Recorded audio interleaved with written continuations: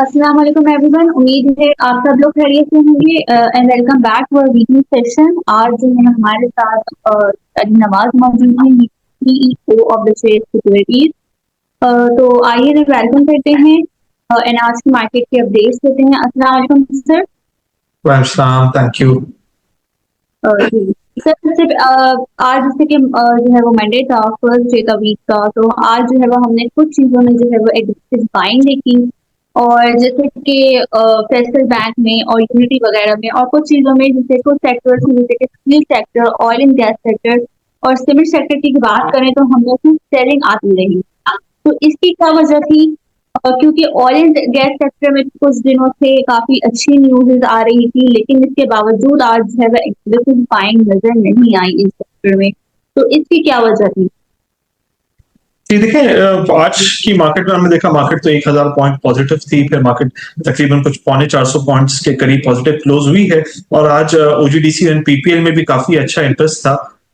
तकरीबन आज पीपीएल 3.5 रुपए पॉजिटिव क्लोज हुआ है, तो आई थिंक इनमें भी काफी अच्छा इंटरेस्ट था। बस मार्केट जो है वो 1000 पॉइंट होती है प्लस, और जैसे ही दोबारा वो 80,000 के लेवल्स के ऊपर जाती है, थोड़ा एक साइकोलॉजिकल बैरियर भी है।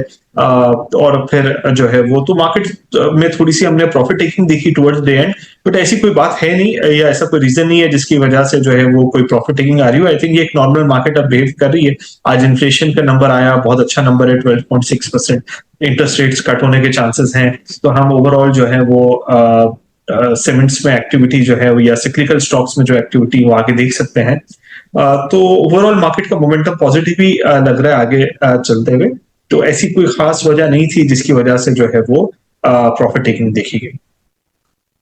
सर, ओजीडीसी की अगर बात की जाए तो जो सर्कुलर डेब्ट की जो पेमेंट ओजीडीसी को मिलनी है, तो क्या ये पेमेंट कैश में मिलेगी या एडजस्टमेंट कर लेगी गवर्नमेंट?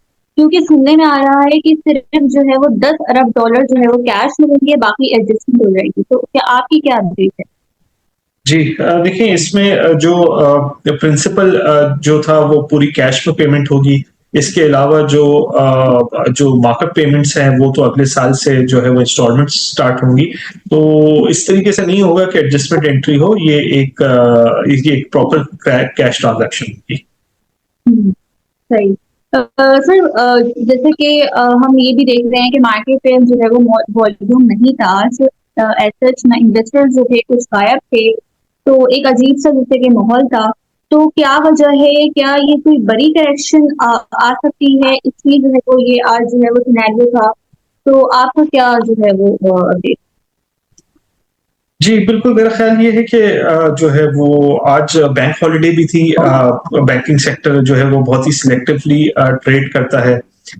इसके अलावा जो है वो साल का पहला ट्रेडिंग डे था, लोग इन्फ्लेशन के नंबर का वेट कर रहे थे। फिर बजट पास होने के बाद जो है वो आज पहले दिन फाइनेंस सेक्टर था, तो लोग टैक्सेशन के मेजर्स समझ रहे थे कि किस सेक्टर पे क्या इम्पैक्ट आया है।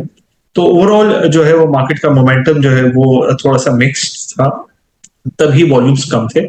बट जैसे जैसे हम जो है वो आईएमएफ प्रोग्राम के करीब बढ़ते जाएंगे, फिर कॉर्पोरेट रिजल्ट सीजन हमें लग रहा है कि आगे बस सेकेंड वीक ऑफ जुलाई से बोर्ड मीटिंग्स आना स्टार्ट हो जाएंगी। फिर मॉनेटरी पॉलिसी की डेट अनाउंस होगी। तो आई थिंक जैसे जैसे ये ट्रिगर्स आते रहेंगे तो फिर मार्केट में एक्टिविटी और पार्टिसिपेशन बढ़ती लग रही है। सही। सर, जैसे कि ये रिजल्ट सीजन है, तो रिजल्ट सीजन में आपके कौन से टॉप सेक्टर्स हैं या कोई टॉप कंपनीज जो है वो आप सजेस्ट करना चाहें? जी देखिए, इस क्वार्टर में ईएनपीस के काफी अच्छे रिजल्ट्स आएंगे। ओजीडीसी, पीपीएल, पीओएल का डिविडेंड बहुत अच्छा आएगा।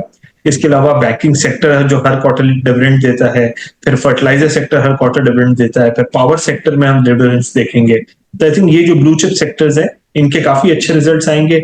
फिर जो हम सीमेंट सेक्टर के भी रिलेटिवली बेहतर रिजल्ट्स देखेंगे as compare to last quarter, क्योंकि डिस्पैचेस जो है वो पिछले 1-2 महीने से बेहतर रही हैं।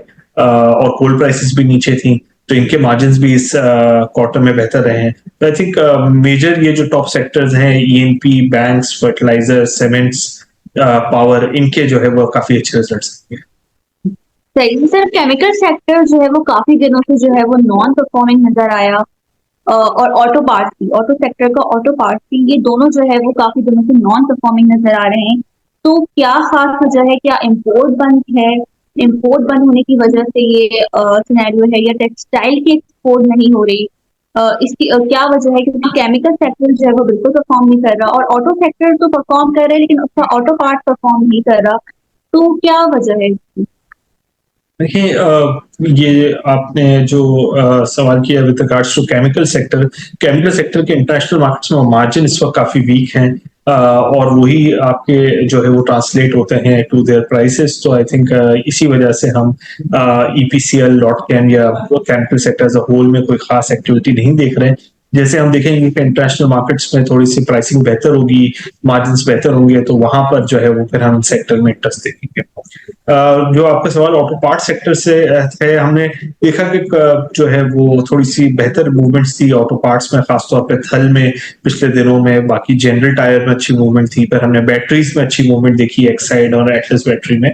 आई थिंक स्टॉक्स जो है वो ग्रेजुअली जो है वो आहिस्ता आहिस्ता परफॉर्म कर रहे हैं। तो हम ऑटो पार्ट्स भी हमारी टॉपिक्स में है, और हमें लगता है कि ये वाला सेक्टर भी अच्छा परफॉर्म कर सकता है। सर, रिफाइनरी सेक्टर की जो कमिंग क्वार्टर सुना है कि इतना अच्छा नहीं होगा, तो ये हाफ ईयरली रिजल्ट में रिफाइनरी सेक्टर में जो डिविडेंड आता है, तो क्या आप एक्सपेक्ट कर रहे हैं कि डिविडेंड आएगा? देखिए वैसे तो रिफाइनरी सेक्टर हमारी कवरेज में है नहीं, बट मेरा नहीं ख्याल है कि कोई बड़ा डिविडेंड हमें रिफाइनरी सेक्टर से एक्सपेक्ट करना चाहिए।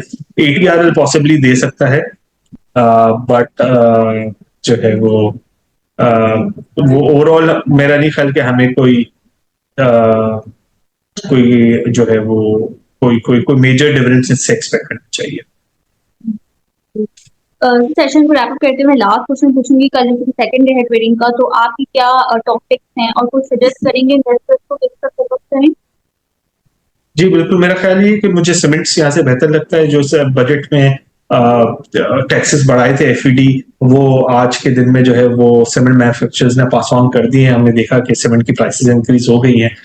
फिर मॉनेटरी पॉलिसी भी इस मंथ में एक्सपेक्टेड है, तो आई थिंक ये एक अच्छा सेक्टर रहेगा लाइमलाइट में। इसके अलावा मुझे ईएनपी सेक्टर, खासतौर पर ओजीडीसी पीपीएल काफी बेहतर लग रहे हैं। तो आई थिंक इन्वेस्टर्स से रिकमेंड मैं करूंगा यहाँ से ईएनपी और सीमेंट्स पर फोकस करें। Okay, thank you so much sir, आपने अपना कीमती वक्त दिया हमें, and thank you so much. आपको जो है आगे आने वाले सेशन में फिर इनवाइट करेंगे, अपना ख्याल रखिएगा। अल्लाह। अल्लाह हाफिज, थैंक यू।